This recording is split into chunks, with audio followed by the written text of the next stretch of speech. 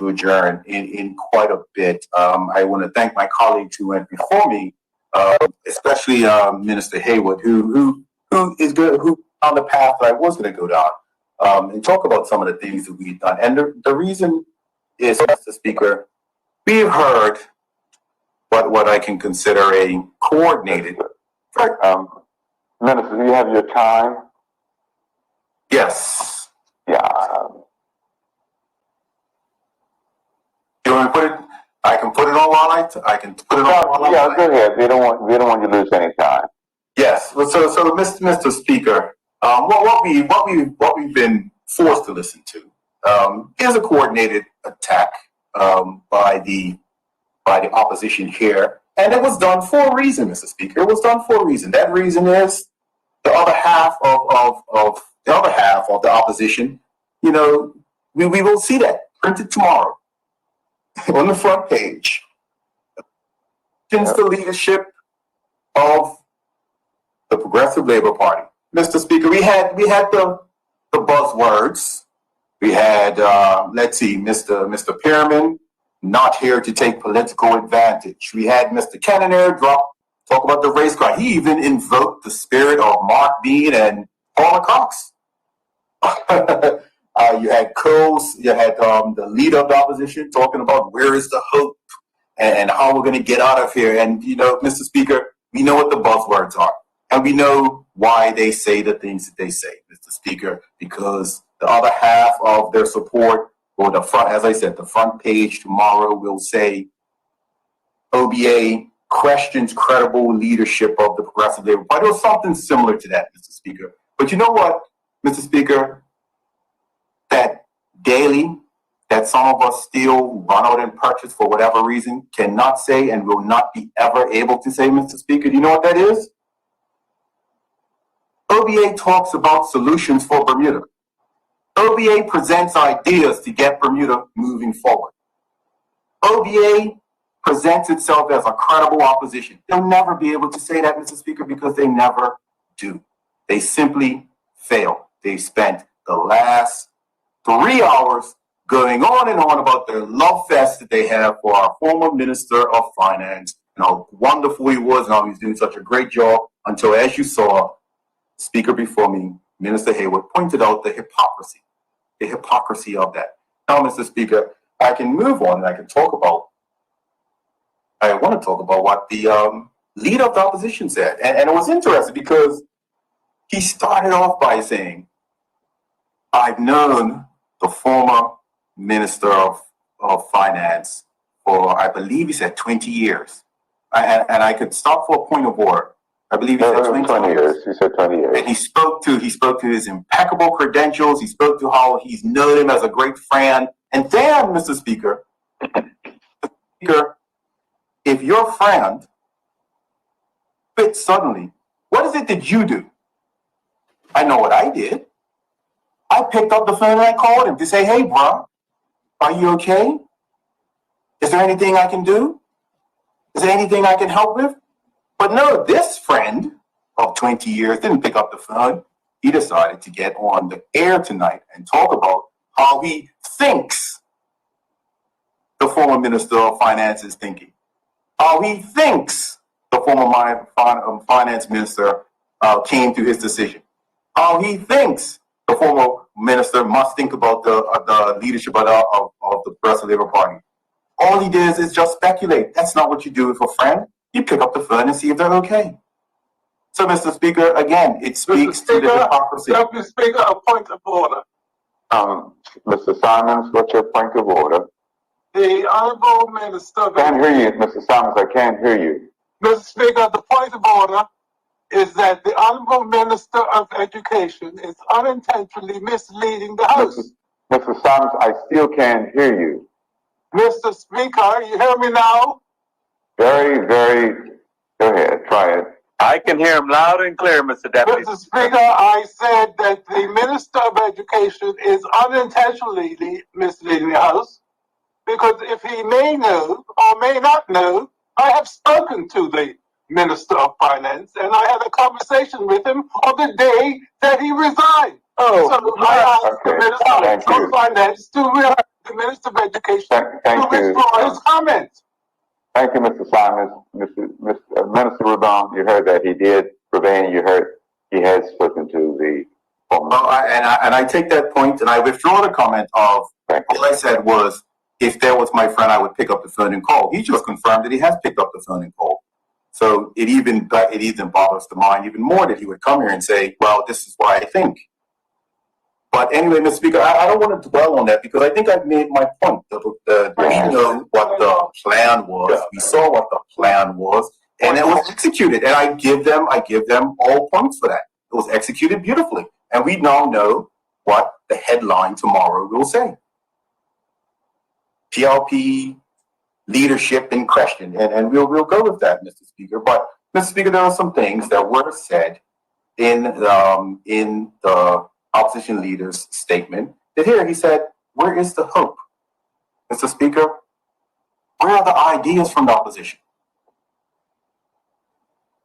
They seem to be very good at identifying every and anything that's wrong, but we're very short on ideas, Mr. Speaker. And that member, for whatever reason, his memory is short, Mr. Speaker, because I see him mentioning about the issues that are going on now between the BUT and the Ministry and the Department of Education.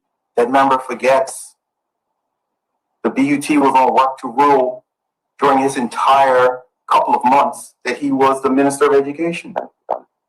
They voted to be on work to rule. And when the One Bermuda Alliance was voted out of office, they were still on work to rule, Mr. Speaker, for an entire 2 school terms, work to rule, because they did not trust the leadership. But, Mr. Speaker, I just wanted to make sure and remind that member of that that's the case that I came in and found as a minister. So we understand there are going to be issues. Mr. Dunkley? Thank you, Honorable Deputy Chair. Can the Honorable Minister please explain the difference between work to rule and that no confidence vote in the current Education Minister? I would be able to explain it, but I have not received any information from the Bermuda Union of Teachers as of yet as to what the purpose of their vote on no vote of confidence is. What I do know is work to rule was voted in place because they felt that the former administration was not listening to what it is that they were asking for, and they decided that they would only do the bare minimum to make sure that schools were open. So that's the difference between the two.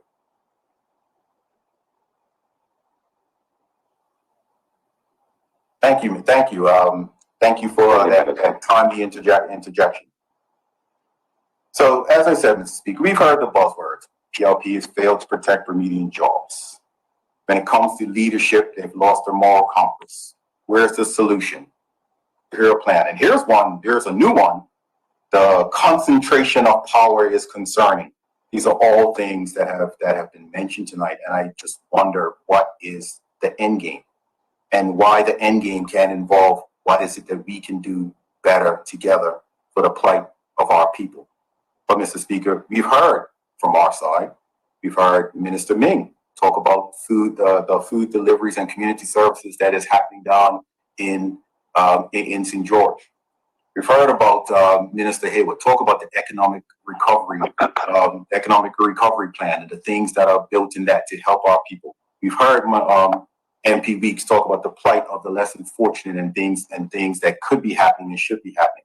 And we know I know my colleague Mr. Famous is teed up to let them know some of the things that have been going on with the parish pride projects and things that's been put in place to help our young people. Because they talk about what we're doing for our young people. Come out to Devonshire. Come out to Devonshire on a Sunday and join in with the young people that are helping to beautify the parish of Devonshire. As a matter of fact, come out tomorrow as Minister Ming talked about the food resumption of services. There will be food banks resuming tomorrow in several of our constituencies, delivering meals to persons that look forward to seeing us come knock on the door and deliver a meal. These are real life solutions to real life problems, not us standing up here pontificating and following a political consultant plan on how to malign the leadership of the country when it does nothing to show that you are a viable option for the people of Bermuda. All it does is show that you can complain, and you can complain very, very well. And so there's this love fest that you have with this love fest that you have with our former Minister of Finance. I'm happy that you actually have it. I'm happy that you are talking about the brilliance of him now. Unfortunately, you're talking about it after he's decided that he wants to do something else. Why couldn't you have done that before? Why couldn't you have done that last year when we did the budget? Why couldn't you have spoken out last week when the Royal Gazette was maligning former Minister Dickinson about a trip to New York that he went on to improve the economic things that are happening in Bermuda? But you jumped on the bandwagon this week when they talked about how brilliant he is. But as Minister Hayward talked about, political theatrics, hypocrisy at its finest. And that's all it is. And while we know that your printed arm of the One Bermuda Alliance will go hook, line, and sinker and print whatever they can to highlight what it is that you said today. And the other more positive things that have been said will be relegated to the second, third page. Our people know because they feel it and they see it and they are happy with what it is that is happening within the Progressive Labor Party. Now, Mr. Speaker, I just wanted to move on, and I'll finish up with this, something that I spoke about this morning. And I was reading some of the comments, and I know how we play this PR game. And I looked at how the Royal Gazette reported my ministerial statement. I saw some of the comments, and some of them were really, really interesting. And so Rabain wants to create a division between public and private schools and the like. That was far from the truth, Mr. Speaker, Mr. Deputy Speaker. I spoke out this morning to point out some of the awful things that were being sent to me. And if anyone read my statement, they would see through in and throughout, I spoke about how we have to work all in this together. We all have to work together. We cannot continue to move along thinking that there should be one rules for one set of people and another set of rules for another set of people. That's not how we're going to get through what it is that we're working on. We all have to work together. We all have to understand that we all will suffer if we don't work together. But Mr. Speaker, I understand what they're trying to do. I understand what they want to do. But Mr. Speaker, they will not deter. They will not deter. They will not make me stay. They will not make me move away from wanting to move together as a unified front, because education needs not fail in Bermuda. Education, whether it's public or private, needs to continue to move forward and continue to do the things that need to be done. Because if education fails, our entire country fails. And that doesn't mean there's no OBA, there's no PLP, there's nobody. Why would I want that, Mr. Speaker? Why would I want that? I need everybody within these chambers and everybody out there listening. Our schools only exist to educate children. If there are no children in our schools, there's no need for anybody else to be around. Schools don't exist to employ teachers. They don't exist to employ persons in the Department of Education, like permanent secretaries, ministers, and the like. They exist to educate our children. And that always will be, and that always has to be at the forefront of everything that we take into account when we talk about education in Bermuda, Mr. Deputy Speaker. And with that, Deputy Speaker, I just want to thank you for this time. And I do want to take this time. I know it's unusual for us to do this, but to please, colleagues, keep Officer Damon Bell's families in their prayers. They buried their loved one today, and it was a very emotional funeral, Mr. Speaker. Thank you. Thank you, Minister.